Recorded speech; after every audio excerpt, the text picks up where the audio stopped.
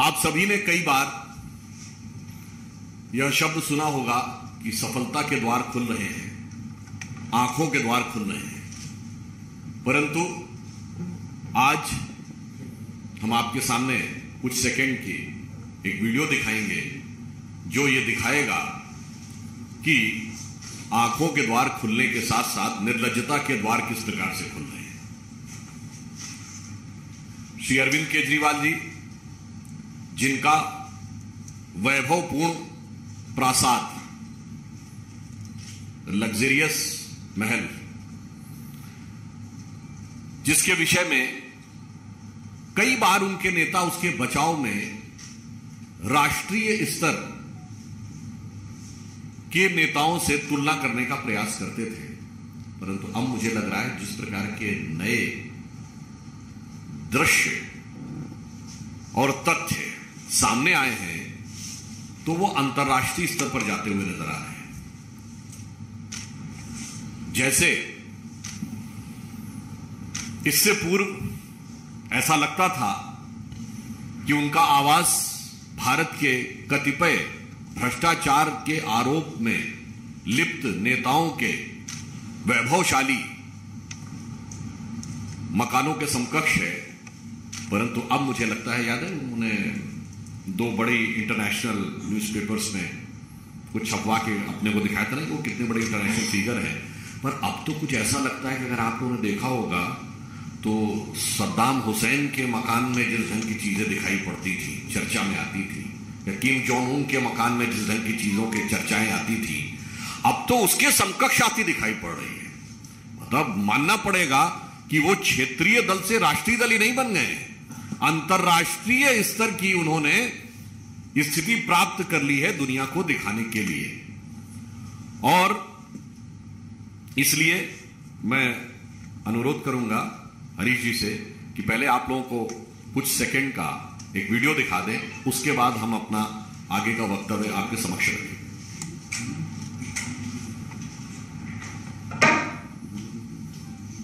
मेरी बहुत छोटी सी औकात है। आज मेरे घर में 4 या 5 कमरे हैं। मैं जहां भी जाऊंगा 4-5 कमरों से ज्यादा की मेरे को क्या जरूरत है भाई साहब? 4-5 कमरे ही चाहिए, हाथ पैर पसारने के लिए उतनी जगह चाहिए, और जगह की क्या जरूरत है? अच्छे मेरे कई चाहने वाले मेरे दोस्त और मेरे हमारे जो पार्टी के सपोर्टर्स हैं, उन लोगों ने मेरे पास फोन आए, उन लोगों के और जो जनता के फोन आए, उनके मैसेजेस आए और उन्हें लगा कि मुझे ऐसे घर में नहीं जाना चाहिए।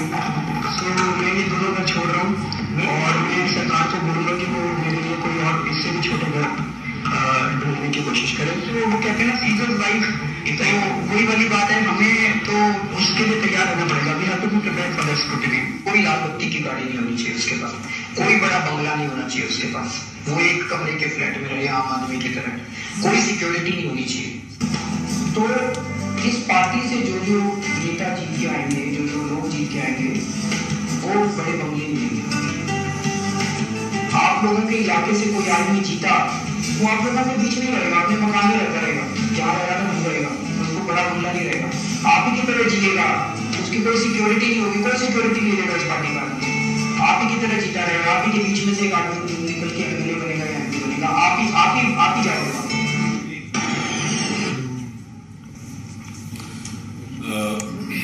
जैसा कि आपने देखा कि ये सेंसर वाले जो दरवाजे हैं, ये बड़े संस्थानों में, बड़ी पब्लिक प्लेसेस में, एयरपोर्ट्स में यूज किए जाते हैं, इवन कोविड से पहले भी, इसलिए ताकि लोगों को टच करने की आवश्यकता न पड़े।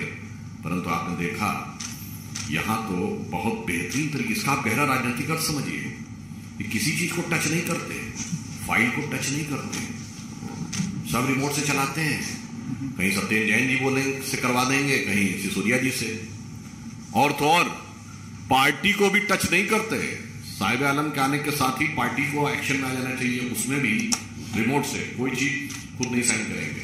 और इस प्रकार की एक धारणा और मीडिया में समाचार हैं कि पंजाब की सरकार को भी रिमोट से ही कंट्रोल करते हैं। तो आपने देखा कि उन्होंने यह जो बताया और उससे पूर्व का उनका वक्तव्य है।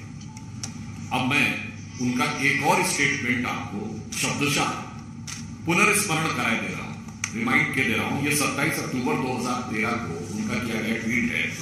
कोट, दिल्ली की मुख्यमंत्री शीला दीक्षित जी के घर में 10 एसी लगे हुए हैं। मैंने सुना है कि उनके बाथरूम में भी एसी लगा है। कौन भरता है उनकी एसी का बिल? मैं और आप भरते हैं? आगे गौर फरमाइएगा। मेरा तो कलेजा कांप उठता है यह सोचकर कि जब दिल्ली की 40% जनता झुग्गियों में रहती है, तब कोई मुख्यमंत्री कैसे आलीशान घर में रह सकता है। अनकोट। शायद ऐसे ही लोगों के लिए वो पंक्ति लिखी गई है कि विद्युत की इस चकाचौंध में देख दीप की लौ रोती है, अरे हृदय को थाम महल के लिए झोपड़ी बली होती है। और आपने देखा कि मुफ्त की चीजें दिखाकर खुद क्या हासिल किया है।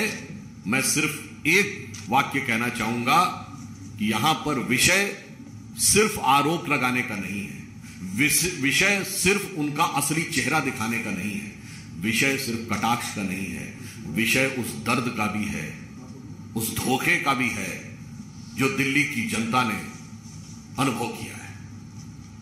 क्योंकि दिल्ली की जनता ने एक विश्वास किया था उन बातों के ऊपर, और मुफ्त के नाम पे देने के संदर्भ में अगर मैं ये कहूं कि मुफ्त में उन्होंने सबसे बड़ा धोखा दिल्ली की जनता को दिया है, तो यह गलत नहीं होगा जिसे हम एक पंक्ति में कहें कि धोखे की यही खासियत होती है जनाब कि यकीन के साथ अक्सर मुफ्त में मिल जाता है।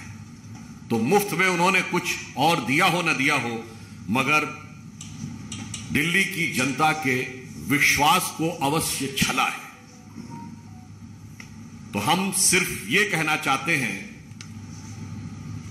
कि अब जब मीडिया के माध्यम से आपके घर के द्वार खुलकर सामने आ रहे हैं और किसी को हाथ लगाने की भी जरूरत नहीं है, जाने के साथ ही खुल जाएंगे, तो मेरा मानना है कि पारदर्शी, शुचितापूर्ण नई राजनीति जैसे छलावे को देने वाले केजरीवाल जी कृपया मीडिया को और अन्य लोगों को जाने के लिए छोड़ दीजिए ना। और यदि आप नहीं छोड़ते हैं तो याद रखिए कि जिसे यह पंक्ति कहकर समाप्त करता हूं कि जो वक्तव्य हमने दिखाया और जो कृतित्व आपका दिखा है, कथनी और करनी में जितना बड़ा अंतर दिखा है, इसमें सिर्फ आम आदमी पार्टी नहीं, भारत की राजनीति में क्राइसिस ऑफ क्रेडिबिलिटी क्रिएट करने में महत्वपूर्ण भूमिका निभाई है। इसी ढंग की बातों के कारण अक्सर संपूर्ण राजनीतिक वर्ग के बारे में जनता में अनास्था उत्पन्न होती है। जहां एक तरफ भारतीय जनता पार्टी प्रधानमंत्री जी के नेतृत्व में विश्वसनीयता की, प्रामाणिकता की प्रतीक है, वहीं अब आम आदमी पार्टी और तमाम अन्य विपक्षी दल विश्वसनीयता के संकट के प्रतीक है। इसलिए मैं सिर्फ यह कहता हूं कि याद रखिए कि चंद बातें करना और मुतमई होना नहीं अच्छा, जो बोलते हुए दिख रहे थे, चंद बातें करना और मुतमई होना नहीं अच्छा। सियासत आखिरी दम तक सभी को आजमाती है और बहुत गलती की गुंजाइश नहीं होती सियासत में, जरा किरदार हल्का हो कहानी डूब जाती है। धन्यवाद। भूल जाएंगे या कम हो जाएंगे छुट्टी से? मुझे लग रहा है कि आज वो निशब्द हो गए हैं। आज अगर वो आप उनसे कुछ पूछना चाहें तो उन्हें समझ में नहीं आ रहा होगा कि वो बोले क्या, क्योंकि कई बार बहुत अधिक बोल देने से भी समस्या उत्पन्न हो जाती है। कुछ ये भी कर सकते हैं, शायद वो अपने बोलने कोटा पहले पूरा कर चुके हैं, जरूरत से ज्यादा बोल चुके हैं। मैं स्वर्गीय अटल जी का एक वाक्य उद्धृत करना चाहूंगा। वो ये कहते थे, बोलने के लिए बुद्ध की आवश्यकता होती है और चुप रहने के लिए विवेक की। तो ये तथाकथित सबसे पढ़े लिखे IIT ग्रेजुएट समय से पहले ही ज्यादा बोल चुके हैं, तो शायद अब आप लोगों के शब्दों पे बोलने के लिए वो शब्द विहीन हो गए जी। आर्थिक भ्रष्टाचार का विषय है,